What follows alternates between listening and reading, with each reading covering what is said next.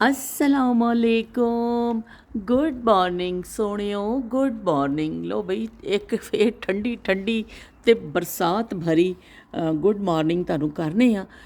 ਇੱਕ ਦਿਨ ਧੁੱਪ ਨਿਕਲੀ, ਅਸੀਂ ਬੜੇ ਖੁਸ਼ ਹੋਏ ਤੇ ਬੜੀਆਂ ਬਈ ਅਸੀਂ ਚਾਅ ਪੂਰੇ ਕੀਤੇ, ਪਰ ਉਹ ਫਿਰ ਉਹੀ ਸਿਲਸਿਲਾ ਜਾਰੀ ਹੋ ਗਿਆ ਵੇ ਬਾਰਿਸ਼ ਵਾਲਾ।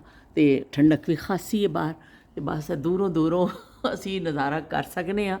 ਤੇ ਫਿਲਹਾਲ ਬਾਹਰ ਨਹੀਂ ਨਿਕਲ ਸਕਦੇ क्योंकि सुबह तो बारिश हो रही है, बहुत तेज़ नहीं है, लेकिन आज सारा दिन बारिश ही होनी है। ਅੱਜ ਸਾਰਾ ਦਿਨ ਬਾਰਿਸ਼ ਦੀ ਪੇਸ਼ਨ ਗੋਈ ਹੈ। ਤੇ ਬਸ ਵੀ ਚਲੋ ਅਸੀਂ ਤੇ ਅੰਦਰ ਹੀ ਆ। ਅੱਜ ਕੱਪੜੇ ਧਵਾਈ ਜਿਹੜੀ ਕੱਢਣੀ ਸੀ ਉਹ ਨਹੀਂ ਹੋਏਗੀ, ਤੇ ਬਾਕੀ ਅਸੀਂ ਅੰਦਰ ਦਾ ਕੰਮ ਕਰਾਂਗੇ।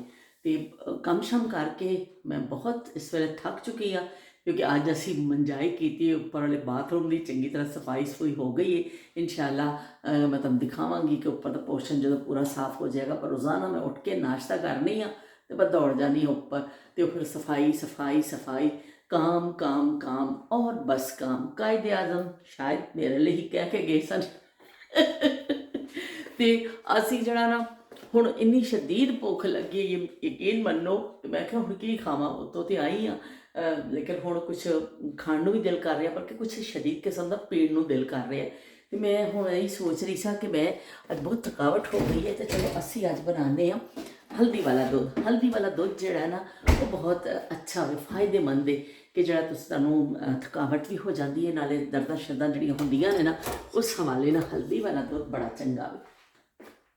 ਤੇ ਚਲੋ ਵੀ ਅਸੀਂ ਹਲਦੀ ਵਾਲਾ ਦੁੱਧ ਬਣਾਉਂਦੇ ਹਾਂ, ਤਿਆਰੀ ਸ਼ੁਰੂ ਕਰਦੇ ਹਾਂ, ਤੇ ਇਹਨੂੰ ਚੜ੍ਹਾ ਦਿੰਦੇ ਹਾਂ। ਤੇ ਨਾਲ ਨਾਲ ਫਿਰ ਅਸੀਂ ਦੇਖੋ ਹਲਦੀ ਵਾਲੇ ਦੁੱਧ ਲਈ ਸਭ ਤੋਂ ਪਹਿਲੇ ਤਾਂ ਤੁਹਾਨੂੰ ਚਾਹੀਦਾ ਹੋਏਗਾ ਦੁੱਧ। ਬਈ ਦੇਖੋ ਇਸ ਤੋਂ ਬਗੈਰ ਬਣੇਗਾ ਹੀ ਨਹੀਂ ਨਾ, ਕਿ ਦੁੱਧ ਲਾਜ਼ਮੀ ਚਾਹੀਦਾ। ਚਲੋ ਇਹਨੂੰ ਅਸੀਂ ਚੜ੍ਹਾਉਂਦੇ ਹਾਂ।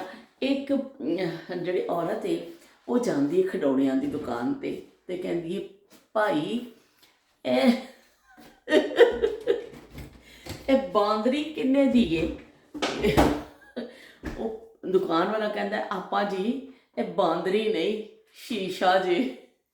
ਉਹ ਹਿਸਾਬ ਹੈ ਕਿ ਹਲਦੀ ਵਾਲੇ ਦੁੱਧ ਵਾਸਤੇ ਨਾ ਵੀ ਦੁੱਧ ਹੋਣਾ ਬਹੁਤ ਜ਼ਰੂਰੀ ਹੈ। ਇਹਨੂੰ ਮੈਂ ਰੱਖ ਦੇਣੀ ਉੱਪਰ, ਤੇ ਨਾਲ ਅਸੀਂ ਇਹਨੂੰ ਚਲਾ ਦਿੰਦੇ ਹਾਂ ਚੁੱਲ੍ਹੇ 'ਤੇ। ਚੱਲ ਬਈ ਇਹ ਤੂੰ ਤੇ ਪਕਣਾ ਸ਼ੁਰੂ ਕਰ। ਤੇ ਬਾਕੀ ਮੇਰੇ ਕੋਲ ਦੇਖੋ ਉਧਰ ਮੈਂ ਦਾਲ ਚਾਵਲ ਬਣਾਏ ਸਨ, ਤੇ ਇਹ ਮੇਰੇ ਕੋਲ ਚਾਵਲ ਬਚ ਗਏ। ਉਹ ਪਤਾ ਨਹੀਂ ਕਿਸ ਹਿਸਾਬ ਨਾਲ ਮੈਂ ਬਣਾ ਲਏ, ਕਿਉਂਕਿ ਮੈਂ ਇਕੱਲੀ ਖਾਣ ਵਾਲੀ ਹਾਂ।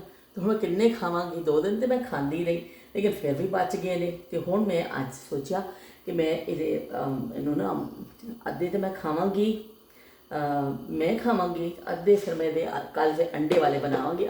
ਅੱਧੇ ਅੱਜ ਖਾਵਾਂਗੀ ਕਿਸੇ ਹੋਰ ਤਰੀਕੇ ਨਾਲ, ਤੇ ਅੱਧੇ ਫਿਰ ਮੈਂ ਬਣਾਵਾਂਗੀ ਕਿਸੇ ਹੋਰ ਤਰੀਕੇ ਨਾਲ। ਇਸ ਤਰ੍ਹਾਂ ਫਿਰ ਮੁੱਕ ਜਾਣਗੇ। ਪਰ ਇਹ ਅਸੀਂ ਸੁੱਟਣਾ ਨਹੀਂ, ਜ਼ਾਇਆ ਨਹੀਂ ਕਰਨਾ ਰਿਜ਼ਕ ਨੂੰ। 2 ਦਿਨ ਬਾਅਦ, 3 ਦਿਨ ਬਾਅਦ, 4 ਦਿਨ ਬਾਅਦ ਕੱਢ ਕੇ ਖਾ ਲਓ। ਸਾਫ਼ ਸੁਥਰੀ ਫਰਿੱਜ ਵਿੱਚ ਪਈ ਹੁੰਦੀ ਹੈ ਚੀਜ਼, ਕੋਈ ਐਸਾ ਮਸਲਾ ਤਾਂ ਨਹੀਂ ਹੈ। ਤੇ ਅੱਜ ਮੈਂ ਚਾਵਲਾਂ ਦੇ ਨਾਲ ਨਾ ਫਿਰ ਅੱਜ ਬਣਾ ਰਹੀ ਹਾਂ ਪ੍ਰੋਨਸ। ਇਹ ਜਿਹੜੇ ਹੁੰਦੇ ਨੇ ਝੀਂਗਾ, ਤੇ ਪ੍ਰੋਨਸ ਵੀ ਕਹਿੰਦੇ ਨੇ ਇਹਨੂੰ, ਝੀਂਗਾ ਵੀ ਕਹਿੰਦੇ ਨੇ, ਪ੍ਰੌਨ ਵੀ ਕਹਿੰਦੇ ਨੇ, ਤੇ ਇਹਨੂੰ ਕਹਿੰਦੇ ਨੇ ਸ਼੍ਰਿਮ ਵੀ ਕਹਿੰਦੇ ਨੇ। ਅਮਰੀਕਾ 'ਚ ਸ਼ਬੀਰ ਹੁਸੈਨ ਸਾਹਿਬ ਇਹਨੂੰ ਸ਼੍ਰਿਮ ਹੀ ਕਹਿੰਦੇ ਨੇ। ਤੇ ਮੈਂ ਅਮਰੀਕਾ ਗਈ, ਮੇਰੀ ਭੈਣ ਮੇਰੀ ਕਹੇ ਸ਼੍ਰਿਮ ਸ਼੍ਰਿਮ, ਮੈਂ ਕਿਹਾ ਇਹ ਕੀ ਬੁਲਾਵੇ ਬਈ ਸ਼੍ਰਿਮ। ਉਹ ਕਹਿਣ ਲੱਗੀ ਵੀ ਯਾਰ ਝੀਂਗੇ ਨੂੰ ਕਹਿੰਦੇ ਨੇ। ਮੈਂ ਕਿਹਾ ਅੱਛਾ ਲੋ ਸਿੱਧਾ ਸਿੱਧਾ ਝੀਂਗਾ ਹੀ ਕਹਿ ਦੇਵੋ। ਤੇ ਕੁਛ ਲੋਕ ਇਹਨੂੰ ਕਹਿੰਦੇ ਨੇ ਝੀਂਗਾ ਮੱਛੀ, ਝੀਂਗਾ ਮੱਛੀ, ਤੇ ਝੀਂਗਾ ਮੱਛੀ ਵੀ ਕਹਿੰਦੇ ਨੇ। ਤੇ ਚਲੋ ਵੀ ਅੱਜ ਅਸੀਂ ਬਣਾਉਂਦੇ ਹਾਂ ਝੀਂਗਾ ਮੱਛੀ। ਤੇ ਝੀਂਗਾ ਮੱਛੀ ਇੰਨੀ ਆਸਾਨ ਹੈ। ਸ਼ਬੀਰ ਹੁਸੈਨ ਸਾਹਿਬ ਨੇ ਉਦੋਂ ਫਰਮਾਇਸ਼ ਕੀਤੀ ਸੀ ਕਿ ਤੁਸੀਂ ਜਦੋਂ ਵੀ ਬਣਾਓ ਨਾ ਕੀ ਕਹਿੰਦੇ ਨੇ ਝੀਂਗਾ, ਤੇ ਸਾਨੂੰ ਵੀ ਇਹਦੀ ਰੈਸਪੀ ਜ਼ਰੂਰ ਦਈਓ। ਅਸੀਂ ਦੇਖਾਂਗੇ, ਤੁਹਾਡੇ ਤਰੀਕੇ ਨਾਲ ਟਰਾਈ ਕਰਕੇ ਦੇਖਾਂਗੇ। ਤੇ ਸ਼ਬੀਰ ਹੁਸੈਨ ਸਾਹਿਬ ਬੜਾ ਆਸਾਨ ਹੈ ਬਣਾਉਣਾ। ਮੈਂ ਕੋਈ ਖਾਸ ਰੈਸਪੀ ਨਹੀਂ ਹੈ, ਮੇਰੀ ਵਾਲਦਾ ਇਸ ਤਰ੍ਹਾਂ ਬਣਾਉਂਦੇ ਹੁੰਦੇ ਸਨ, ਤੇ ਅੰਮੀ ਦੇ ਜਿਸ ਤਰ੍ਹਾਂ ਬਣਾਉਣਾ ਅਸੀਂ ਫਿਰ ਉਸੇ ਟੇਸਟ 'ਤੇ ਆਦੀ ਹੋ ਗਏ। ਤੇ ਉਸ ਤੋਂ ਬਾਅਦ ਹੁਣ ਅਸੀਂ ਕਿਤੇ ਹੋਟਲ ਵਗੈਰਾ 'ਤੇ ਜਾਂਦੇ ਹਾਂ, ਬਹੁਤ ਕਿਸਮ ਦੇ ਅਸੀਂ ਮਤਲਬ ਚੀਜ਼ਾਂ ਮੁਖਤਲਿਫ ਟਰਾਈ ਕਰਨੇ ਹਾਂ। ਤੇ ਉਹ ਬਾਰਬੀਕਿਊ ਸਟਾਈਲ ਦਾ ਵੀ ਝੀਂਗਾ ਹੁੰਦਾ ਵੇ, ਹੋਰ ਮਸਾਲੇ ਵਾਲਾ ਵੀ, ਮਸਾਲਾ ਝੀਂਗਾ, ਤੇ ਬਈ ਝੀਂਗਾ ਲਾਲਾ ਝੀਂਗਾ ਲਾਲਾ ਹੋਇਆ ਹੁੰਦਾ ਵੇ ਹਰ ਪਾਸੇ ਜਿੱਥੇ ਜਾਓ। ਤੇ ਪਰ ਐਵੇਂ ਕਿ ਮੈਂ ਸੇਮ ਉਸ ਤਰ੍ਹਾਂ ਬਣਾਉਂਦੀ ਹਾਂ ਜਿਸ ਤਰ੍ਹਾਂ ਸਾਡੀ ਅੰਮੀ ਬਣਾਉਂਦੀ ਸਨ। ਤੇ ਇੰਨਾ ਈਜ਼ੀ ਹੈ ਨਾ ਕਿ ਜਿੰਨੀ ਦੇਰ ਮੈਂ ਤੁਹਾਡੇ ਨਾਲ ਗੱਲ ਕਰਨੀ ਹੈ ਨਾ, ਤੇ ਇਹ ਝੀਂਗਾ ਪੱਕ ਵੀ ਜਾਣਾ। ਇੰਨਾ ਈਜ਼ੀ ਹੈ। ਤੇ 5 ਮਿੰਟ, ਇੱਕ 3 ਮਿੰਟ ਦੀ ਸੋਚ ਹੁੰਦਾ ਵੇ ਇਹ 5 ਮਿੰਟ 'ਚ ਬਣ ਜਾਏਗੀ। ਤੇ ਚਲੋ ਇਹਦੇ ਲਈ ਅਸੀਂ ਪੈਨ ਖੋਲ੍ਹ ਲੈਂਦੇ ਹਾਂ ਤੇ ਇਹਦੇ ਵਿੱਚ ਪਾ ਦੇਵਾਂਗੇ। ਪੈਨ ਦੇ ਵਿੱਚ ਅਸੀਂ ਝੀਂਗਾ, ਇੱਕ ਪੈਕਟ ਮੇਰੇ ਕੋਲ ਪਿਆ ਸੀ ਕਿਉਂਕਿ ਮੈਂ ਇਕੱਲੀ ਖਾਂਦੀ ਹਾਂ, ਮੇਰੇ ਸਿਵਾ ਕੋਈ ਨਹੀਂ ਖਾਤਾ। ਉਹ ਕਹਿੰਦੇ ਨਾ, ਇਹ ਦੇਖੋ ਜੀ, ਇਹਦਾ ਇੱਕ ਹੀ ਪੈਕਟ ਸੀ ਕਿਉਂਕਿ ਮੇਰੇ ਸਿਵਾ ਘਰ ਵਿੱਚ ਕੋਈ ਨਹੀਂ ਖਾਂਦਾ। तो जो कहूँगा सच कहूँगा, जज साहब सच के सिवा कुछ नहीं कहूँगा। वो हिसाब है कि बई जो जो रेसिपी है ना वो मैं पूरी तरह दस रही। ये सिर्फ टमाटर जाएंगे, ये होर कोई टमाटर तो इलावा ये होर कोई शै नहीं जानी, मतलब अदरक लसन वो चीज़ा नहीं जानिया। असी 2 टमाटर ने क्योंकि एक पैकेट सी ना, अगर बड़ा पैकेट होंदा तो मैं फिर ये 4 टमाटर पा देंदी, लेकिन क्योंकि छोटा पैकेट से एक ही है तो मैं फिर ये 2 टमाटर नॉर्मल साइज़ के पा दिते हैं। तो नाल ये जाएगा नमक तो मिर्च। नमक भी बहुत थोड़ा जिहा मैं पाया क्योंकि झींगा सुंगड़ के ना इन्हें जो लगना ना सेक इकट्ठा होकर थोड़ा जिहा हो जाना भी इन्हें, इस तो फिर बहुत थोड़ा नमक पाया है। वह नमक मिर्च अपने हिसाब ਨਾਲ ही हर कोई पाएगा। ये असी पा देवांगे सादा नमक मिर्च, ये होर कोई ऐसी चीज़ नहीं जानी है। लो भाई थोड़ा जिहा पकेगा, थोड़ा जिहा सारे पासे तो समझो पानी खुश्क करना भी असी कुछ ज़्यादा नहीं करना। ये उत्ते असी दे देने ढक्कन ते थोड़ा जिहा इहनूं कर देने दरमियानी जी, ताकि टमाटर अपना एक दफ़ा अच्छा पानी छड्ड देण। ते इह बन रहा जी साडा दुध, जिहड़ा हल्दी वाला दुध बन रहा। मैं काफ़ी मैं जिहड़ा ना टोट के इन्हां चीज़ां ते बड़ा यकीन करनी है। कुछ लोग करते हैं, कुछ लोग नहीं करते, पर मैनूं तो भी चंगा लगता भी, यकीन भी है, कुछ फ़ायदा भी हो जाता है, तो मैं फिर अक्सर बना के पी लैनी हाँ। ये जाएगा हल्दी ते जी इलायची तो दालचीनी, 3 चीज़ां पा दी। दालचीनी तुसी साबुत भी पा सकते हो, तुसी अगर तुहाडे कोल साबुत टुकड़ा वे, नहीं तो तुसी फिर पीसिया। मैं तो मेरे को पाउडर सी तो मैं पाउडर पा दिता वे। तो थोड़ी जी जाएगी ये काली मिर्च, काली मिर्च थोड़ी जी, बिल्कुल थोड़ी जी ना, देखो काली मिर्च थोड़ी जी मैं ये पा रही हूँ। तो चलो जी काली मिर्च भी पै गई है, 4 चीज़ां पैणियां ने। तो यह समझो बन जाना आबे हयात। तुसी ये पी के देखो बई, बड़े ये बैनीफिट्स थे कि बहुत दर्दां तो भी अच्छा वे, और पता नहीं की कुछ इन्ना कुछ मैं तो सुनिया सी, पर मैं इन्ना तो मैंने याद भी नहीं रही चीज़ां जिन्ने ये फायदे ने। पर है कि चलो ठीक है, इसका नुकसान कोई नहीं है क्योंकि ऐसिया चीज़ां ने इलायची, हल्दी, जोड़े मसाले, दालचीनी और क्या कहते हैं काली मिर्च, ये साढ़े रोज़मर्रा के इस्तेमाल दी चीज़ां ने। कोई ऐसी चीज़ नहीं मैं पाई कि मैनू कोई नुकसान कर देगी। तो वो फिर बहुत अच्छा है। मैं 2 साल पहले गल है कि मैं जरा ना हल्दी वाला दुध शुरू किया, मेरे तो बड़ी मेरी घुटने तकलीफ हो गई सी, तो मैनू बड़ा सी। तो मैं फिर और मैनू क्योंकि मैनू आर्थराइटिस भी है ना, तो मेरे पूरे जोड़ों में दर्द आ जाता। काफ़ी अरसे तो मैनू तकलीफ है, तो वह कभी ज़्यादा हो जाती है, कभी घट हो जाती है, पर ख़त्म नहीं होती। आर्थराइटिस भी कभी इस तरह ख़त्म नहीं होता तेरी हड्डियों से। मैं डॉक्टर को गई एक दफ़ा, हैदराबाद रही सा, तो मैंने इन्नी तकलीफ हो गई। उन्हें भी मैंने दिखाया, जो मेरे एक्सरे किए थे, वो कहता ये जो वाइट वाइट आपको नज़र आ रहे हैं ना, ये आपका सारा आर्थराइटिस। मैं कहा अच्छा इन्ना खतरनाक अंदर फैलिया है। तो उदों मेरा काफ़ी इलाज होया सी, तो ठीक है। लेकिन हुण ऐ कि दवाई भी खाने, तो नाल नाल मैं इस तरह अपने इस तरह के टोट के जोड़े कर लेनी ना, तो वो फिर बड़ा चंगा हो जाता है कि चलो इसका फ़ायदा कुछ। और हल्दी दर्दां वास्ते बड़ी चंगी है।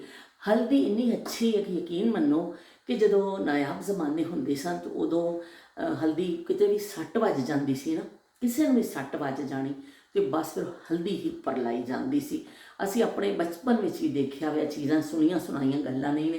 किसी को सट वजनी कहना लियाओ बई, वो थोड़ी जी हल्दी सरों का तेल मिक्स करके तो उन्होंने सट के उपर ला दिता जाता सी, तो वो दर्द खिंच लेंदी सी। किसी भी किसी किस्म की सट वजदी सी ना, तो या तो हल्दी वाला दुध भी रैगूलर पिलाया जाता सी, पर जड़ा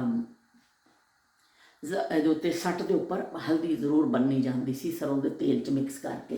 तो यह खास एक टोटका होंदा सी। हत्ता कि जो कोई कुत्ता शुत्ता भी कट लेंदा सी ना, उन्होंने जमानिया टीके नहीं होंदे सन, तो बजारे अचानक कुत्ता पै जाता सी, लोग किते बाहर निकले ने, कुत्ते ने कहना वाह वाह वाह वाह, तो कुत्ता पै जाता होंदा सी, लोग दौड़ते सन तोबा तोबा अगे चुक के।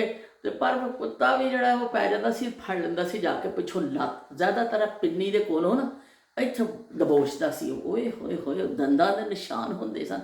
ਤੇ ਉਹ ਬਈ ਬੜੇ ਖਤਰਨਾਕ ਉਹ ਟਾਈਮ ਸਨ ਕਿ ਜਦੋਂ ਲੋਕ ਇੰਨੇ ਜਾਨਵਰ ਇਸ ਤਰ੍ਹਾਂ ਦੇ ਖਤਰਨਾਕ ਹੁੰਦੇ ਸਨ, ਟੀਕੇ ਛਿੱਕੇ ਕੋਈ ਹੁੰਦੇ ਨਹੀਂ ਸਨ। ਅੱਜ ਕੱਲ੍ਹ ਤਾਂ ਬੜੀਆਂ ਇਲਾਜ ਦੀਆਂ ਸਹੂਲਤਾਂ ਨੇ ਕਿ ਬਿਲਫਰਜ਼ ਤੁਹਾਨੂੰ ਕੋਈ ਐਸਾ ਉਹ ਕਰ ਹੀ ਲਵੇ ਨਾ ਤੇ ਫਿਰ ਤੁਹਾਡੇ ਉਹ ਨਿਕਲ ਆਉਂਦਾ ਵੇ, ਤੁਹਾਡੇ ਇੰਜੈਕਸ਼ਨ ਵਗੈਰਾ ਲੱਗ ਜਾਂਦੇ ਨੇ, ਦਵਾਈਆਂ ਮੌਜੂਦ ਨੇ। ਤੇ ਲੋਕ ਵੀ ਦੇਖ ਲਵੋ, ਸ਼ਬੀਰ ਹੁਸੈਨ ਸਾਹਿਬ ਦੇਖ ਲਓ, ਪਾਣੀ ਛੱਡ ਦਿੱਤਾ ਵੇ ਨੇ ਪ੍ਰੋਨਸ ਨੇ ਵੀ, ਔਰ ਤੇ ਨਾਲ ਜਿਹੜਾ ਵੇ ਟਮਾਟਰਾਂ ਦਾ ਵੀ ਪਾਣੀ। ਬਸ ਅਸੀਂ ਸਮਝੋ ਪਾਣੀ ਖੁਸ਼ਕ ਕਰਨਾ, ਇਹ 'ਚ ਹੋਰ ਕੋਈ ਕਮਾਲ ਨਹੀਂ ਜੇ ਬਈ, ਬਸ ਪਾਣੀ ਖੁਸ਼ਕ ਕਰਨਾ ਵੇ ਅਸੀਂ ਇਹਦਾ। ਔਰ ਬੜੇ ਟੇਸਟੀ ਬਣਦੇ ਨੇ, ਮੈਨੂੰ ਤਾਂ ਇਸ ਤੋਂ ਅੱਛੇ ਲੱਗਦੇ ਨੇ।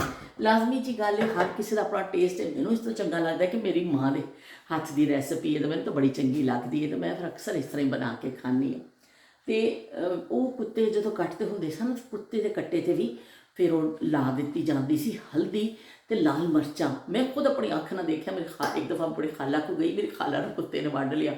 ਉਹ ਵਿਚਾਰੀ ਚੀਕਾਂ ਮਾਰਦੀ ਆਈ, ਉਹ ਇਸ ਤਰ੍ਹਾਂ ਦੰਦ ਬਣੇ ਹੋਏ ਸਨ, ਉਹ ਵੀ ਕਿਸੇ ਦੰਦਾਂ ਦੇ ਨਿਸ਼ਾਨ ਖਤਰਨਾਕ। ਔਰ ਖਾਲਾ ਵਿਚਾਰੀ ਰੋਵੇ, ਇੰਨਾ ਦਰਦ, ਮਸਾਂ ਸ਼ੁਕਰ ਹੈ ਫਿਰ ਵੀ ਕੁੱਤੇ ਕੋਲੋਂ ਬਚ ਗਈ। ਅਤੇ ਉਹਨਾਂ ਨੇ ਕਿਹਾ ਜਦ ਛੇਤੀ ਕਰੋ ਹਲਦੀ ਲਿਆਓ, ਮਿਰਚ ਲਿਆਵੋ। ਅਤੇ ਇੱਕ ਹਲਦੀ ਔਰ ਲਾਲ ਮਿਰਚ ਅਤੇ ਸਰੋਂ ਦੇ ਤੇਲ ਨੂੰ ਮਿਕਸ ਕਰਕੇ ਵੀ ਨਾ ਉਹਨੂੰ ਵਸਾਰ ਕਹਿੰਦੇ ਹੁੰਦੇ ਸਨ। ਉਹ ਘਰ 'ਚ ਅਕਸਰ ਬਣਾ ਕੇ ਰੱਖੀ ਹੁੰਦੀ ਸੀ ਕਿ ਬਜਾਏ ਹਲਦੀ ਪਾਣੀ ਜਾਂ ਤੁਸੀਂ ਅਲੱਗ ਤੋਂ ਮਿਰਚਾਂ ਪਾਣੀਆਂ, ਕਿਉਂਕਿ ਉਸ ਜ਼ਮਾਨੇ 'ਚ ਕੀੜਾ ਪੈ ਜਾਂਦਾ ਹੁੰਦਾ ਸੀ ਚੀਜ਼ਾਂ 'ਤੇ ਫਿਰ ਮਸ ਕੇ ਰੱਖ ਦਿੰਦੇ ਹੁੰਦੇ ਸਨ ਕਿ ਉਹ ਹਲਦੀ ਮਿਰਚ ਨੂੰ ਸਰੋਂ ਦੇ ਤੇਲ 'ਚ ਮਿਕਸ ਕਰਕੇ ਨਾ ਐਸਾ ਹੱਥਾਂ ਨਾਲ ਔਰਤਾਂ ਉਹ ਮਿਕਸ ਕਰ ਦਿੰਦੀਆਂ ਸੋ ਥੋੜ੍ਹਾ ਗਿੱਲਾ ਹੋ ਜਾਂਦਾ ਸੀ, ਹਲਕਾ ਜਿਹਾ। ਅਤੇ ਉਹ ਸਾਰੇ ਕਿਉਂਕਿ ਤੇਲ ਪਾਇਆ ਹੁੰਦਾ ਸੀ, ਉਹਨੂੰ ਰੱਖ ਦਿੱਤਾ ਜਾਂਦਾ ਸੀ, ਉਹਨੂੰ ਕਹਿੰਦੇ ਸਨ ਵਸਾਰ। ਅਤੇ ਵਸਾਰ ਜਿਹੜਾ ਹੁੰਦਾ ਸੀ ਉਹ ਫਿਰ ਉਹ ਜੋ ਹਲਦੀ ਉਹ ਹਾਂਡੀ ਜਦੋਂ ਭੁੰਨਣੀ ਉਹ ਵਸਾਰ ਹੀ ਪਾ ਲੈਣਾ, ਕਿਉਂਕਿ ਹਲਦੀ ਔਰ ਮਿਰਚ ਅਲੱਗ ਪਾਉਣ ਦੀ ਜ਼ਰੂਰਤ ਨਹੀਂ ਹੁੰਦੀ ਸੀ। ਨਹੀਂ ਤਾਂ ਸਾਦੀਆਂ ਮਿਰਚਾਂ ਰਗੜ ਕੇ ਪਾ ਲੈਂਦੀਆਂ ਸਨ ਔਰਤਾਂ। ਉਹ ਵਸਾਰ ਫਿਰ ਜਦ ਛੇਤੀ ਕੱਪੜੇ 'ਤੇ ਲਿਆਏ, ਉਹਨੂੰ ਸਾਫ਼ ਕੀਤਾ, ਸਾਰੇ ਉਹਨਾਂ ਦੇ ਜ਼ਖਮ 'ਤੇ ਲਾ ਕੇ ਵਸਾਰ ਲਾ ਕੇ ਅਤੇ ਉੱਤੇ ਪੱਟੀ ਬੰਨ੍ਹ ਦਿੱਤੀ। ਉਹ ਕੋਈ ਥੋੜ੍ਹੀਆਂ ਜਿਹੀਆਂ ਚੀਕਾਂ ਅਤੇ ਖਾਲਾਂ ਦੀਆਂ ਪਈਆਂ ਕਿ ਥੋੜ੍ਹੀ ਮਿਰਚ ਵਗੈਰਾ ਲੱਗਦੀ ਹੈ, ਪਰ ਵਹੀ 2-4 ਦਿਨ ਪੱਟੀ ਕੀਤੀ, ਖਾਲਾ ਠੀਕ ਠਾਕ ਔਰ ਮਾਸ਼ਾਅੱਲਾ ਅੱਜ ਤੱਕ ਹਯਾਤ ਹੈ। ਅਤੇ ਉਹ ਮੈਂ ਹੈਰਾਨ ਹੁੰਦੀ ਹਾਂ ਅੱਜ ਕੱਲ੍ਹ ਕਿ ਕਿਸ ਤਰ੍ਹਾਂ ਲੋਕ ਇਸ ਤਰ੍ਹਾਂ ਟੋਟਕੇ ਛੋਟਕੇ ਕਰਕੇ ਔਰ ਆਪਣਾ ਇਲਾਜ ਵੀ ਕਰ ਲੈਂਦੇ ਸਨ ਔਰ ਠੀਕ ਹੋ ਜਾਂਦੇ ਸਨ। ਅੱਜ ਕਿੰਨਾ ਕੈਸਾ ਦੌਰ ਆ ਗਿਆ ਵੇ, ਲੋ ਵੀ ਦੇਖ ਲਵੋ ਤੁਸੀਂ। ਅਤੇ ਰਜ਼ਾਈਆਂ ਵਾਲੀ ਜਿਹੜੀ ਸੀ ਨਾ ਉਹਦੇ 'ਤੇ ਬਈ ਸਾਰਿਆਂ ਨੇ ਤੁਸੀਂ ਬੜੇ ਅੱਛੇ ਕਮੈਂਟ ਕੀਤੇ।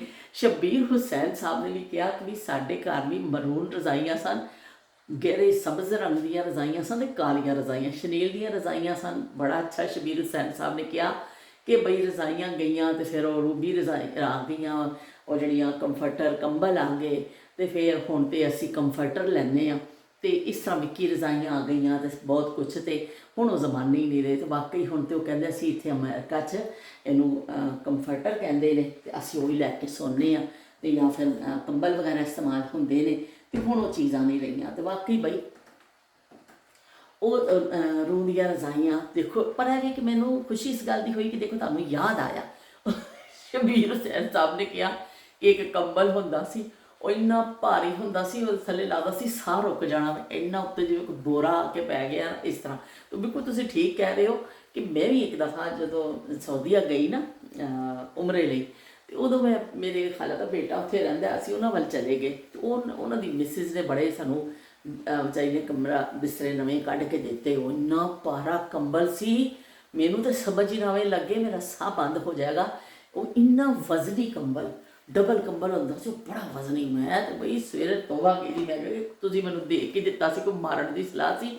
ਉਹ ਬੜੇ ਮੋਟੇ ਕੰਬਲ ਹੁੰਦੇ ਸਨ, ਅਤੇ ਵਾਕਈ ਤੁਸੀਂ ਠੀਕ ਕਿਹਾ ਕਿ ਉਹ ਕੰਬਲ ਵੀ ਆਏ ਸਨ।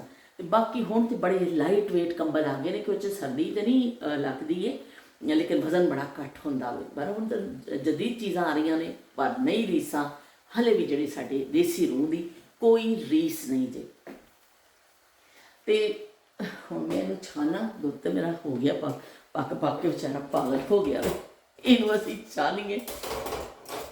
ਅਤੇ ਸ਼ਬੀਰ ਹੁਸੈਨ ਨੇ ਬੜੀ ਤਫਸੀਲ ਦੇ ਨਾਲ ਦੱਸਿਆ ਕਿ ਉਹਨਾਂ ਦੇ ਘਰ ਕਿਸ ਕਿਸ ਰੰਗ ਦੀ ਰਜ਼ਾਈ ਸੀ ਔਰ ਕਿਸ ਕਿਸ ਕਲਰ ਦੀ ਉਹ ਇਸਤੇਮਾਲ ਕਰਦੇ ਸਨ। ਬਸ ਇਹ ਸਟੀਲ ਦਾ ਬਰਤਨ ਜਿਹੜਾ ਥੋੜ੍ਹਾ ਜਿਹਾ ਮੈਨੂੰ ਇਸ ਤੋਂ ਪਕਾਉਣ 'ਚ ਬੜਾ ਅੱਛਾ ਹੁੰਦਾ ਹੈ, ਪਰ ਸਾਈਡਾਂ ਦੀਆਂ ਬੜੀ ਜਲਦੀ ਜਿਹੜੀਆਂ ਨਾ ਉਹ ਹੋ ਜਾਂਦੀਆਂ ਨੇ।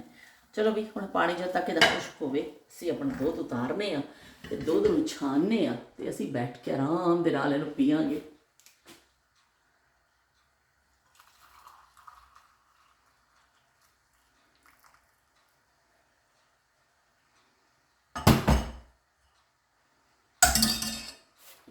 ਦੇਖ ਲਓ ਕਿੰਨਾ ਸੋਹਣਾ ਜਿਹੜਾ ਨਾ, ਦੇਖ ਲਓ ਬਈ ਹਲਦੀ ਵਾਲਾ ਦੁੱਧ। ਇਹਦਾ ਬੜਾ ਥੋੜਾ ਜਿਹਾ ਹੋਵੇ ਮੇਰਾ ਮੂੰਹ ਨਾ ਸੜ ਜਾਵੇ। ਤੇ ਸ਼ਬੀਰ ਹੁਸੈਨ ਸਾਹਿਬ ਨੇ ਆਪਣੀਆਂ ਯਾਦਾਂ ਜਿਹੜੀਆਂ ਸ਼ੇਅਰ ਕੀਤੀਆਂ ਤੇ ਬੜਾ ਮੈਨੂੰ ਚੰਗਾ ਲੱਗਿਆ। ਤੇ ਬਾਕੀ ਫਿਰ ਜਿਹੜਾ ਉਜ਼ਮਾ ਨੇ ਵੀ ਆਪਣੀ ਯਾਦਾਂ ਸ਼ੇਅਰ ਕੀਤੀਆਂ। ਉਜ਼ਮਾ ਨੇ ਕਿਹਾ ਕਿ ਬਾਜੀ ਯਕੀਨ ਮੰਨੋ ਕਿ ਥੋੜਾ ਜਿਹਾ ਦਰਵਾਜ਼ਾ ਖੋਲਾਂ ਕਿਉਂਕਿ ਅੰਦਰ ਪੱਕ ਰਿਹਾ ਨਾ, ਤਾਂ ਧੂੰਆਂ ਜਿਹਾ ਹੋਇਆ। ਅਗਰ ਮੈਂ ਐਗਜ਼ਾਸਟ ਖੋਲਾਂਗੀ ਫਿਰ ਉਹਦੀ ਆਵਾਜ਼ ਹੋ ਜਾਏਗੀ। ਤੇ ਉਹ ਫਿਰ ਉਜ਼ਮਾ ਨੇ ਕਿਹਾ ਮੇਰੀ ਸ਼ਾਦੀ ਤੇ ਵੀ ਮੈਨੂੰ 2 ਰਜ਼ਾਈਆਂ ਸ਼ਨੀਲ ਦੀਆਂ ਮੈਰੂਨ, 2 ਚਮਕੀਲੀਆਂ ਰਜ਼ਾਈਆਂ ਤੇ 2 ਦੂਸਰੇ ਕਲਰ ਦੀਆਂ ਰਜ਼ਾਈਆਂ, ਤੇ ਮੈਨੂੰ ਖੇਸ ਤੇ ਚਤਈਆਂ ਤੇ ਬਿਸਤਰੇ ਬਹੁਤ ਕੁਝ। ਥੋੜਾ ਜਿਹਾ ਮੈਂ ਆਇਲ ਪਾਉਣ ਲੱਗੀ ਹਾਂ, ਥੋੜਾ ਜਿਹਾ ਆਇਲ ਪਾਵਾਂਗੇ, ਪਾਣੀ ਖੁਸ਼ਕ ਹੋ ਰਿਹਾ ਬਿਲਕੁਲ ਥੋੜਾ ਜਿਹਾ, ਕਿਉਂਕਿ ਝੀਂਗਾ ਵੀ ਥੋੜਾ ਜਿਹਾ ਹੀ ਹੈ ਨਾ, ਤਾਂ ਅਸੀਂ ਇਹਦੇ ਵਿੱਚ ਆਇਲ ਪਾ ਦਾਂਗੇ। ਤੇ ਉਜ਼ਮਾ ਨੇ ਕਿਹਾ ਕਿ ਬਾਜੀ ਕਿ ਬੜਾ ਬਿਸਤਰੇ ਮੈਂ ਤੇ ਹਲੇ ਤੱਕ ਵਰਤਨੀ ਆ, ਖੇਸ ਚਤਈਆਂ ਜਿਹੜੀ ਮੇਰੀ ਅੰਮੀ ਨੇ ਦਿੱਤੇ ਹੋਏ ਸਨ ਉਹ ਸਾਰੇ ਮੈਂ ਦੇਖ ਲਓ ਵੀ ਨਾਲੋਂ ਨਾਲ ਦੇਖ ਲਓ, ਤੇ ਉਹ ਮੈਂ ਸਾਰੇ ਜਿਹੜੇ ਨਾ ਇਸਤੇਮਾਲ ਕਰਨੀ ਆ ਹਲੇ ਵੀ। ਤੇ ਉਜ਼ਮਾ ਕਿ ਬਿਲਕੁਲ ਇੱਕ ਤੋਂ ਪਹਿਲੀ ਗੱਲ ਇਹ ਮਾਵਾਂ ਮੁਹੱਬਤਾਂ ਦੇ ਨਾਲ ਦਿੰਦੀਆਂ ਨੇ। ਦੂਸਰਾ ਵੀ ਕਿ ਉਦੋਂ ਵਾਕਈ ਠੀਕ ਤੁਸੀਂ ਕਿਹਾ ਕਿ ਮਾਵਾਂ ਖੁਦ ਸੀ ਕੇ ਖੁਦ ਨੰਗੰਦ ਕੇ ਦਿੰਦੀਆਂ ਹੁੰਦੀਆਂ ਸਨ। ਤੇ ਦੂਸਰਾ ਕਿ ਜਦੋਂ ਬੱਚਾ ਹੁੰਦਾ ਸੀ ਉਦੋਂ ਫਿਰ ਇਸ ਤਰ੍ਹਾਂ ਹੀ ਹੁੰਦਾ ਸੀ ਕਿ ਬੱਚਾ ਵੇ ਤੇ ਬਿਸਤਰਾ ਦੇ ਦਿਓ। ਪਰ ਇਹ ਇੱਕ ਵੱਡਾ ਹੀ ਕਿਹਾ ਕਿ ਅੰਮੀ ਵੱਡਾ ਬਿਸਤਰਾ ਹੀ ਬਣਾ ਦਿੰਦੇ ਸਨ। ਉਹਨਾਂ ਨਾਨਕਿਆਂ ਵੱਲੋਂ ਬੱਚੇ ਨੂੰ ਛੋਟੀ ਜਿਹੀ ਰਜ਼ਾਈ ਤੇ ਛੋਟਾ ਜਿਹਾ ਸਰਾਣੇ ਤੇ ਛੋਟਾ ਜਿਹਾ ਬਿਸਤਰਾ ਉਹ ਆਉਂਦਾ ਹੁੰਦਾ ਸੀ। ਮੇਰਾ ਵੀ ਜਦੋਂ ਬੇਟਾ ਹੋਇਆ ਮੇਰੀ ਅੰਮੀ ਨੇ ਬੜੇ ਸੋਹਣੀ ਇੱਕ ਸ਼ਨੀਲ ਦੀ ਰਜ਼ਾਈ ਜਾਮਨੀ ਰੰਗ ਦੀ, ਜਿਹੜਾ ਜਾਮਨੀ ਰੰਗ ਮੈਂ ਲਿਆ ਹੈ ਨਾ, ਤੇ ਕਈ ਵਾਰ ਇੱਕ ਤੋਂ ਥੋੜਾ ਡਾਰਕ ਕਲਰ ਸੀ, ਤੇ ਉਹ ਰਜ਼ਾਈ ਸੀ ਕੇ ਬੜੀ ਸੋਹਣੀ ਚਮਕੀਲੀ ਜਿਹੀ ਔਰ ਉਹ ਕਰਕੇ ਨਾਲ ਛੋਟੇ ਛੋਟੇ ਗਾਉ ਤਕੀਏ ਛੋਟੇ ਛੋਟੇ ਤਕੀਏ ਬਣਾ ਕੇ ਦਿੱਤੇ। ਇੰਨਾ ਅੱਛਾ ਉਹ ਲੱਗਦਾ ਸੀ ਨਾ। ਛੋਟੀ ਰਜ਼ਾਈ ਜ਼ਰੂਰ ਬੱਚਿਆਂ ਵਾਸਤੇ ਘਰ ਵਿੱਚ ਹੁੰਦੀ ਸੀ ਕਿ ਉਹ ਨਾਨਕਿਆਂ ਵੱਲੋਂ ਜ਼ਿਆਦਾਤਰ ਬਿਸਤਰਾ ਆਉਂਦਾ ਹੁੰਦਾ ਸੀ। ਜੇ ਨਾਨਕੇ ਵਿਚਾਰੇ ਕੋਈ ਬਾਜ਼ ਇਸ ਤਰ੍ਹਾਂ ਹੁੰਦਾ ਕਿ ਹਯਾਤ ਨਹੀਂ ਹੁੰਦੇ ਤੇ ਚਲੋ ਫਿਰ ਘਰ ਬੱਚੇ ਦੇ ਖੁਦ ਦਾਦੀਆਂ ਬਣਾ ਦਿੰਦੀਆਂ ਹੁੰਦੀਆਂ ਸਨ ਕਿ ਚਲੋ ਅਸੀਂ ਬੱਚੇ ਦਾ ਸ਼ੌਕ ਹੁੰਦਾ ਸੀ ਨਾ, ਤੇ ਉਹ ਫਿਰ ਇਸ ਤਰ੍ਹਾਂ ਬੱਚੇ ਵਾਸਤੇ ਬਣ ਜਾਂਦਾ ਹੁੰਦਾ ਸੀ। ਤੇ ਉਹ ਫਿਰ ਉਜ਼ਮਾ ਨੇ ਕਿਹਾ ਕਿ ਮੈਨੂੰ ਤੇ ਬੜੀ ਹਲੇ ਤੱਕ ਉਹ ਮੈਂ ਇਸਤੇਮਾਲ ਕਰਨੀ ਆ, ਵਰਤਨੀ ਆ। ਪਰ ਉਜ਼ਮਾ ਨੇ ਇੱਕ ਬੜੀ ਅੱਛੀ ਗੱਲ ਕਹੀ। ਉਜ਼ਮਾ ਨੇ ਕਿਹਾ ਕਿ ਹੁਣ ਜਿਹੜਾ ਜ਼ਮਾਨਾ ਬਦਲ ਗਿਆ, ਉਸ ਜ਼ਮਾਨੇ 'ਚ ਪਤਾ ਨਹੀਂ ਸੀ ਇਹਨਾਂ ਚੀਜ਼ਾਂ ਦੇਣ ਦਾ ਤੇ ਜਹੇਜ਼ ਦਾ, ਤੇ ਮਾਂ ਬਾਪ ਦੇ ਦਿੰਦੇ ਸਨ। ਪਰ ਹੁਣ ਮੈਂ ਜਿਹੜਾ ਨਾ ਜਹੇਜ਼ ਦੇ ਬੜੀ ਖਿਲਾਫ ਆ। ਨਾ ਮੈਂ ਆਪਣੇ ਬੇਟੇ ਦੀ ਜਦੋਂ ਸ਼ਾਦੀ ਕਰਨੀ ਹੈ ਮੈਂ ਜਹੇਜ਼ ਲੈਣਾ ਵੇ, ਨਾ ਮੈਂ ਆਪਣੀਆਂ ਬੱਚੀਆਂ ਨੂੰ ਦੇਣਾ। ਉਸ ਦਾ ਬਹੁਤ ਅੱਛੀ ਗੱਲ ਹੈ, ਬਹੁਤ ਅੱਛੀ ਗੱਲ ਹੈ। ਇਸ ਲਾਨਤ ਨੂੰ ਜਿਹੜਾ ਨਾ ਖਤਮ ਹੋਣਾ ਚਾਹੀਦਾ, ਕਿਉਂਕਿ ਅੱਛੀਆਂ ਅੱਛੀਆਂ ਬੱਚੀਆਂ ਬਹੁਤ ਅੱਛੀਆਂ ਬੱਚੀਆਂ ਸਿਰਫ ਜਹੇਜ਼ ਨਾ ਹੋਣ ਦੀ ਵਜ੍ਹਾ ਦੇ ਨਾਲ ਨਾ ਉਹ ਬੈਠੀਆਂ ਹੁੰਦੀਆਂ ਨੇ ਕਿ ਮਾਂ ਬਾਪ ਇੰਨੇ ਇਖਰਾਜਾਤ ਨਹੀਂ ਕਰ ਸਕਦੇ ਸ਼ਾਦੀ ਦੇ, ਪੜ੍ਹਾ ਲਿਖਾ ਦਿੰਦੇ ਨੇ, ਕਰ ਦਿੰਦੇ ਨੇ। ਪਰ ਅੱਜ ਦੇਖੋ ਅੱਜ ਸ਼ਾਦੀ ਦੇ ਇਖਰਾਜਾਤ ਇੱਕ ਸ਼ੈਤਾਨ ਦੀ ਆਂਤ ਵਾਂਗਰ ਪੜ ਗਏ ਨੇ।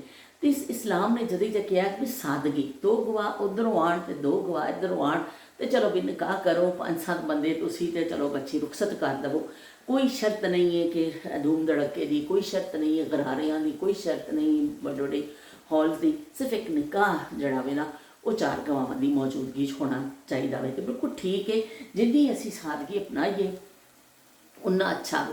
ਪਰ ਸਾਦਗੀ ਦੀ ਤਰਫ ਲੋਕ ਆਉਂਦੇ ਨਹੀਂ, ਕਿਉਂਕਿ ਹਰ ਤਰਫ ਦੇਖੋ ਹੁਣ ਤੁਸੀਂ ਕਿਸੇ ਕੋਈ ਬੜੇ ਬੜੇ ਸਟਾਰਸ ਦੇਖ ਲਓ, ਸ਼ਾਦੀਆਂ ਕਰਦੇ ਨੇ, ਉਹ ਬਸ ਗੱਲ ਹੀ ਛੱਡ ਦਿਓ, ਇੰਨਾ ਕੁਛ ਦਿਖਾਵਾ ਹੁੰਦਾ। ਕਈ ਦਿਨ ਉਹਨਾਂ ਦੀ ਢੋਲਕੀਆਂ ਤੇ ਕਈ ਦਿਨ ਉਹਨਾਂ ਦੇ ਤਮਾਸ਼ੇ ਚੱਲ ਰਹੇ ਹੁੰਦੇ ਨੇ। ਤੇ ਆਮ ਬੰਦਾ ਕਿਉਂ ਨਹੀਂ ਦਿਲ ਕਰੇਗਾ ਕਿ ਬੱਚੀਆਂ ਦਾ ਵੀ ਦਿਲ ਕਰਦਾ ਹੈ ਕਿ ਹਾਏ ਅਸੀਂ ਵੀ ਇਹੋ ਜਿਹਾ ਲਹਿੰਗਾ ਪਾਈਏ, ਇਹ ਕਰ ਰਹੇ ਨੇ ਅਸੀਂ ਇੱਥੋਂ ਤਿਆਰ ਹੋਈਏ, ਅਸੀਂ ਸਾਡੇ ਕੋਲ ਵੀ ਇਹੋ ਜਿਹਾ ਪਰਸ ਹੋਵੇ ਸਾਡੇ ਕੋਲ। ਮਤਲਬ ਇੱਕ ਉਹ ਖਤਮ ਸਾਦਗੀ ਦੀ ਤਰਫ ਕੋਈ ਆਉਂਦਾ ਨਹੀਂ।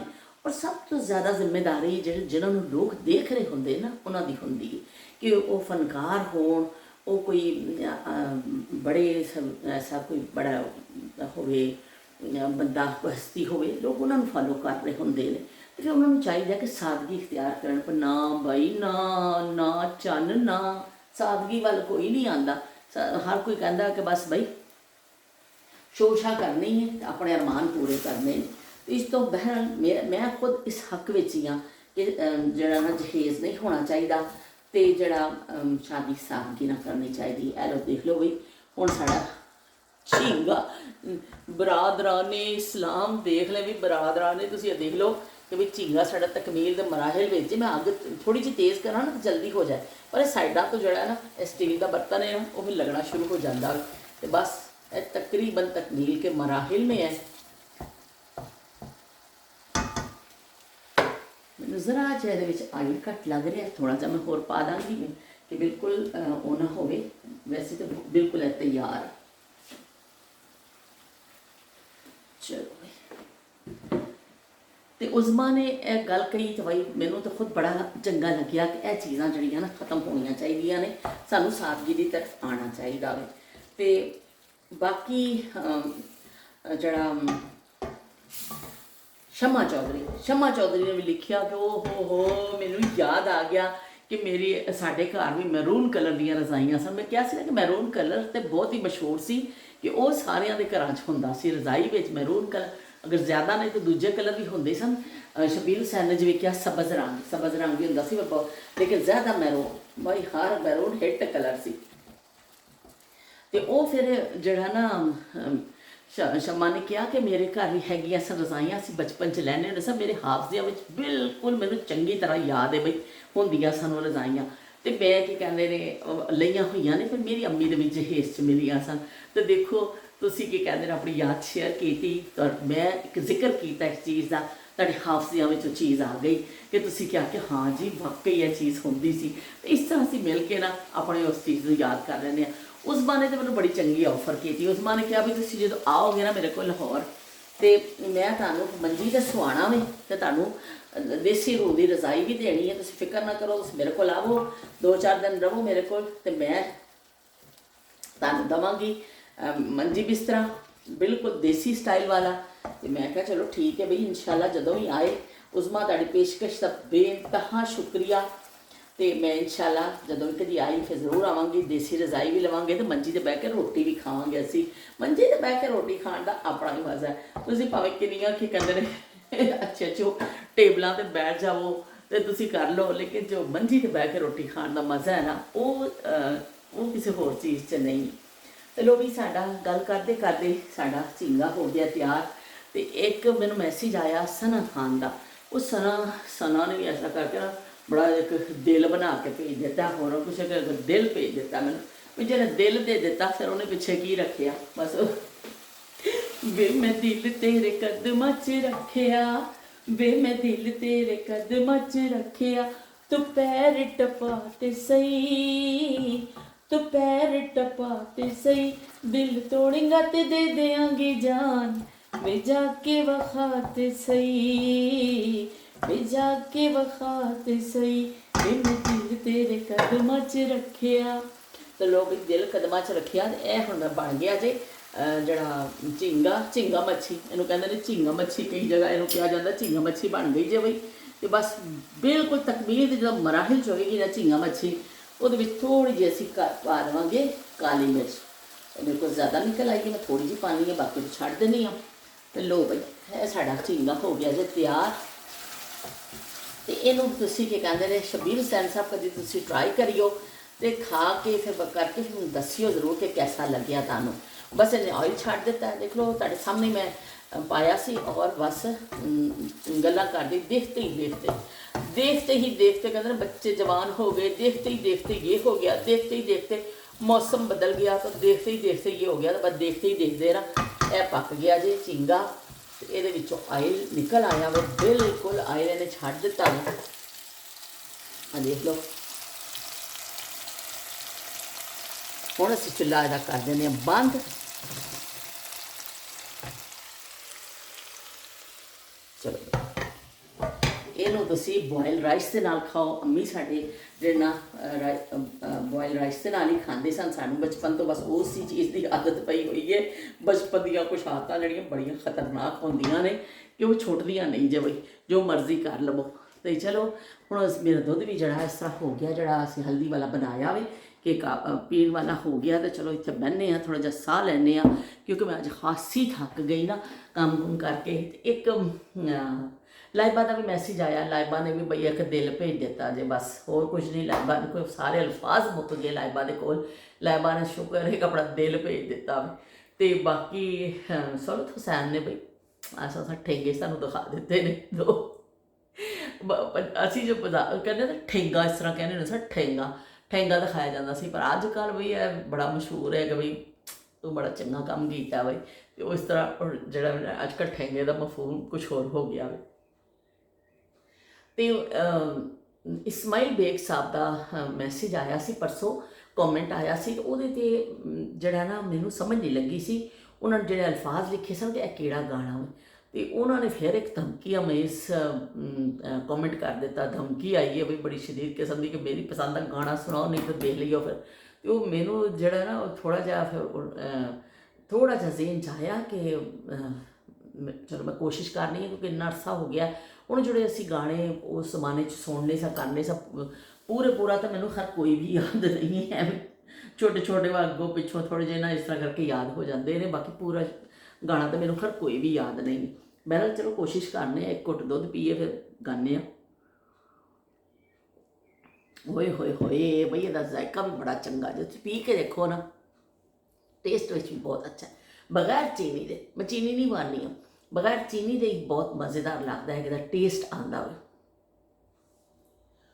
उनकी नजरों से मोहब्बत का जो पैगाम मिला, उनकी नजरों से मोहब्बत का जो पैगाम मिला, दिल ये समझा छलकता हुआ एक जाम मिला, उनकी नजरों से मुहब्बत का जो पैगाम मिला।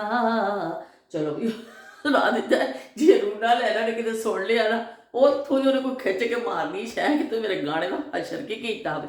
ਤੇ ਬਹਿਰਾ ਲੈ ਰਹੇ ਕਿ ਚਲੋ शौक का कोई मोल नहीं है, थोड़ा गुनगुनाते रहिए, कहते हैं गाते रहो गुनगुनाते रहो, जिंदगी के दुखों पे मुस्कुराते रहो, क्योंकि असी जो हसने आ ना तो कहते हैं कि बड़े तुहाडे दिमाग में चंगे चंगे कैमिकल रिलीज़ होंदे ने जिहड़े तुसीं हसदे हो। तो एक गल मैनूं होर याद आ गई उज़मा दी।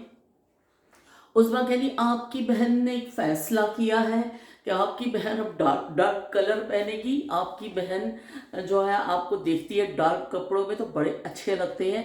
उज़मा ने कहा कि मैं सारी ज़िंदगी फिक्के फिक्के काफ़ी अरसे तो कलर पा रही हाँ, मैनू नहीं चंगे लगते कलर मतलब वो पानी सा, पर तुहानू मैं जो देख रही हाँ डार्क कलर पाए हुए, फिर मेरा दिल करता है कि मैं भी पावां। दिल तो बच्चा है जी, तो बिल्कुल उज़मा ज़रूर तुसीं डार्क कलर पाओ। तो उज़मा ने कहा कि भी इस दफ़ा मैं हिम्मत करके ना एक मैरून कलर का एक ग्रीन कलर का मैं डार्क कलर सूट बनवाए ने, तो मैं हम पा रही हाँ, क्योंकि तुहानू जो मैं डार्क कलर पाए देखनी है ना तो मैनू बड़ा चंगा लगता है।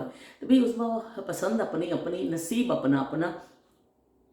मैनू डार्क कलर बस पसंद ने, लाइट कलर मैं बहुत घट पानी, पा लैनी है बहुत आटे में दाल के बराबर, आटे में नमक के बराबर इस तरह पानी है, वरना मैनू ज़्यादा डार्क कलर अच्छे लगते हैं, तो फिर मैं डार्क कलर ही पानी हाँ। तो चलो ठीक है, हुण मैं तुहानू दिखा देनी हाँ भी आ देखो रात के बचे हुए चावल ने, असीं तुहानू झींगा थोड़ा जिहा कढ़ के प्लेट 'च मैं तुहानू दिखा देनी हाँ कि फाइनल लुक की होण लगा। एक मिनट मैनू रोकना पेगा।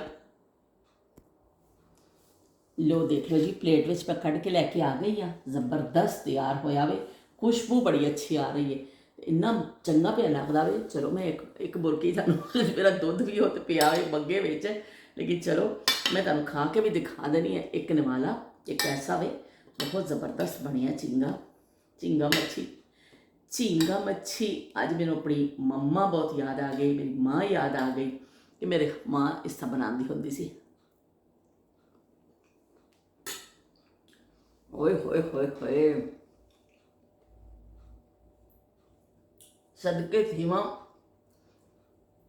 बड़ा ही मज़ेदार बनया, यकीन मनो कि बहुत दिन बाद मैं खादा है। मैं पुट्ठी हाथ ना बुरकी लैनी पेगी, स्टिक पड़ी हुई है, बुरा ना बनाइयो।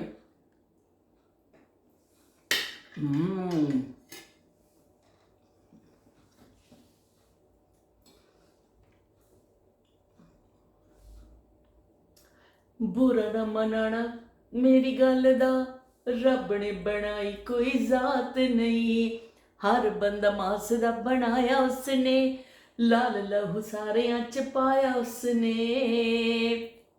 ते हर बंदा उन्हें बनाया वे, ते सारियां दा लहू भी इक्को जिहा वे, ते सारियां दा हर चीज़ इक्को जी रब ने बनाई है, कोई फर्क नहीं।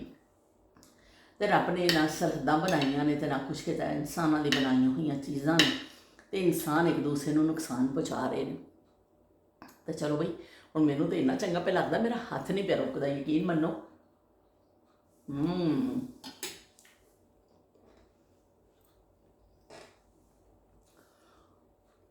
ਮਾਂ ਦੇ ਹੱਥ ਦਾ ਜ਼ਾਇਕਾ ਤੁਸੀਂ ਕਦੇ ਨਹੀਂ ਭੁੱਲਦੇ ਜ਼ਿੰਦਗੀ 'ਚ। ਜਿੱਥੇ ਮਰਜ਼ੀ ਚਲੇ ਜਾਓ, ਜਿਹੜਾ ਮਰਜ਼ੀ ਤੁਸੀਂ ਹੋਟਲ 'ਚ ਖਾਣਾ ਖਾ ਲਓ, ਬੜੇ ਬੜੇ ਬਾਵਰਚੀ ਤੁਹਾਡੇ ਅੱਗੇ ਪਕਾ ਕੇ ਢੇਰ ਲਾ ਦੇਣ, ਪਰ ਜਦ ਮਾਂ ਦੇ ਹੱਥ ਦੀ ਸਾਦੀ ਸਾਦੀ ਹਾਂਡੀ। ਹੁਣ ਇਹਦੇ ਵਿੱਚ ਦੇਖੋ ਟਮਾਟਰ ਨਮਕ ਮਿਰਚ ਤੋਂ ਇਲਾਵਾ ਕੋਈ ਚੀਜ਼ ਨਹੀਂ ਪਾਈ ਅਸੀਂ, ਕਿ ਬਈ ਕਿ ਬਹੁਤ ਕੋਈ ਮਸਾਲੇ ਹੋਣ, ਕਿਉਂਕਿ ਉਸ ਜ਼ਮਾਨੇ 'ਚ ਹਾਂਡੀਆਂ ਇਸ ਤਰ੍ਹਾਂ ਹੀ ਪੱਕਦੀਆਂ ਸਨ, ਜ਼ਿਆਦਾ ਚੀਜ਼ਾਂ ਨਹੀਂ ਪੱਕਦੀਆਂ ਸੀ, ਸਾਦੀ ਹਾਂਡੀ ਪੱਕਦੀ ਸੀ। ਉਹ ਚੀਜ਼ ਦਾ ਆਪਣਾ ਇੱਕ ਫਲੇਵਰ ਨਿਕਲਦਾ ਸੀ। ਬਹੁਤ ਮਸਾਲੇ ਜਦੋਂ ਅਸੀਂ ਕਿਸੇ ਚੀਜ਼ ਸ਼ਾਮਿਲ ਕਰ ਦਿੰਦੇ ਹਾਂ ਬਹੁਤ ਅੱਛਾ ਲੱਗਦਾ ਸਾਨੂੰ, ਹੋਟਲਿੰਗ ਖਾਣੇ ਆ ਚਟਪਟੇ ਖਾਣੇ ਤਾਂ ਬਹੁਤ ਚੰਗਾ, ਪਰ ਐਵੇਂ ਕਿ ਉਸ ਚੀਜ਼ ਦਾ ਆਪਣਾ ਜ਼ਾਇਕਾ ਦਾ ਦੱਬ ਜਾਂਦਾ। ਅਤੇ ਮੈਨੂੰ ਪ੍ਰੌਨ ਜਿਹੜੇ ਨੇ ਇਸੀ ਸ਼ਕਲ 'ਚ ਅੱਛੇ ਲੱਗਦੇ ਨੇ। ਮੈਂ ਮਲੇਸ਼ੀਆ ਗਈ ਇੱਕ ਸ਼ਾਦੀ 'ਤੇ, ਉੱਥੇ ਵੀ ਮੈਂ ਖਾਧੇ। ਉਹ ਅੱਜ ਕੱਲ੍ਹ ਸਟਿਕਸ ਦੇ ਉੱਤੇ ਪਾ ਕੇ ਪਰੋ ਕੇ ਉਹ ਡੰਡੇ ਜਿਹੇ ਦੇ ਉੱਤੇ ਦੇ ਦਿੱਤੇ ਉਹਨੇ, ਉਹ ਮੈਨੂੰ ਇੰਨੇ ਮਤਲਬ ਠੀਕ ਸਨ, ਲੇਕਿਨ ਜੋ ਮੈਨੂੰ ਇਸ ਟੇਸਟ ਦੀ ਆਦਤ ਪੈ ਗਈ ਹੈ, ਭੈੜੀ ਆਦਤ ਪੈ ਗਈ। ਅਤੇ ਚਲੋ ਬਈ ਹੁਣ ਮੈਂ ਤੁਹਾਡੇ ਇਸਮਾਈਲ ਬੇਗ ਸਾਹਿਬ ਦੀ ਵੀ ਫਰਮਾਇਸ਼ ਪੂਰੀ ਕਰ ਦਿੱਤੀ ਹੈ, ਅਤੇ ਉਜ਼ਮਾ ਦੇ ਵੀ ਕਰ ਦਿੱਤੀ ਹੈ ਵੀ ਉਜ਼ਮਾ ਦਾਵਤ ਕਬੂਲ ਕਰ ਲਈ ਕਿ ਇਨਸ਼ਾਅੱਲਾ ਆਵਾਂਗੇ ਅਤੇ ਤੁਹਾਡੇ ਕੋਲ ਰਵਾਂਗੇ। ਅਤੇ ਬਾਕੀ ਤੁਹਾਡੇ ਸਾਰਿਆਂ ਨਾਲ ਗੱਪਸ਼ਪ ਮੇਰੀ ਬੜੀ ਚੰਗੀ ਰਹੀ, ਅਲਹਮਦੁਲਿਲਾ ਬੜਾ ਚੰਗਾ ਲੱਗਿਆ। ਅਤੇ ਅੱਜ ਦੇ ਹਿਸਾਬ ਦੇ ਨਾਲ ਵੀ ਅਸੀਂ ਅੱਜ ਤੱਕ ਕੋਈ ਇੰਨੀ ਜ਼ਿਆਦਾ ਅਸੀਂ ਕੋਈ ਜਿਹੜਾ ਨਾ ਪੁਰਾਣੀ ਯਾਦ ਆਪਣੀ ਜਿਹੜੀ ਹੈ ਨਾ ਕੀਤੀ ਨਹੀਂ, ਕੋਈ ਗੱਲਾਂ ਐਸੀਆਂ ਕੀਤੀਆਂ ਹੀ ਨਹੀਂ ਨੇ। ਬਹਿਰਹਾਲ ਐਵੇਂ ਕਿ ਚਲੋ ਅਸੀਂ ਇੱਕ ਗੱਪਸ਼ਪ ਸਾਡੀ ਹੋ ਗਈ, ਸਾਡੀ ਗੱਲਬਾਤ ਹੋ ਗਈ। ਮੈਨੂੰ ਅੱਛਾ ਲੱਗਦਾ ਤੁਹਾਡਾ ਸਾਥ, ਅਤੇ ਤੁਸੀਂ ਇਸਮਾਈਲ ਬੇਗ ਸਾਹਿਬ ਦੱਸ ਦਿਓ ਕਿ ਵੀ ਕੈਸੇ ਤੁਹਾਡਾ ਜੇ ਫਰਮਾਇਸ਼ੀ ਆਏ ਸੀ ਉਹ ਤਾਂ ਉਹ ਤੁਹਾਨੂੰ ਚੰਗਾ ਲੱਗਿਆ ਕਿ ਨਹੀਂ ਲੱਗਿਆ, ਕਿੰਨੇ ਨੰਬਰ ਦਿੰਦੇ ਹੋ ਮੈਨੂੰ। ਥੋੜ੍ਹੀ ਜਿਹੀ ਬਾਰਿਸ਼ ਰੁਕ ਗਈ ਹੈ, ਹਲਕਾ ਜਿਹਾ ਚੱਕਰ ਲਾ ਲੈਂਦੀ ਹੈ ਬਾਹਰ, ਹਲਕੀ ਹਲਕੀ ਕੜੀਆਂ ਪੈਂਦੀਆਂ ਪਈਆਂ ਨੇ, ਪਰ ਚੰਗਾ ਲੱਗਦਾ ਪਿਆ ਨੇ। ਬਹੁਤ ਜ਼ਿਆਦਾ ਠੰਡਕ ਨਹੀਂ, ਹਵਾ ਹੁੰਦੀ ਹੈ ਨਾ ਬਾਜ਼ ਦਫਾ ਬਹੁਤ ਠੰਡਕ ਹੁੰਦੀ ਹੈ, ਪਰ ਐਵੇਂ ਕਿ ਅੱਜ ਮੌਸਮ ਜ਼ਰਾ ਸਹੀ ਹੈ, ਇੰਨੀ ਜ਼ਿਆਦਾ ਉਹ ਨਹੀਂ ਹੈ। ਅਤੇ ਦੇਖ ਲਓ ਵੀ ਕਾਸ਼ਾ ਅਸੀਂ ਕੱਟੀ ਹੈ ਅਤੇ ਕਾਫੀ ਅਸੀਂ ਮਿਹਨਤ ਕੀਤੀ ਹੈ। ਅਸਲ ਮੈਂ ਕੱਲ੍ਹ ਜਿਹੜਾ ਅਸੀਂ ਕੀਤਾ, ਮੈਂ ਇਹਦੀ ਕਲਿੱਪਿੰਗ ਵੀ ਕੀਤੀ, ਅਸੀਂ ਕੱਟਿਆ ਉਹ ਕੀਤਾ, ਲੇਕਿਨ ਹਾਲੇ ਉਹ ਮੈਂ ਜੋੜ ਹੀ ਨਹੀਂ ਸਕੀ।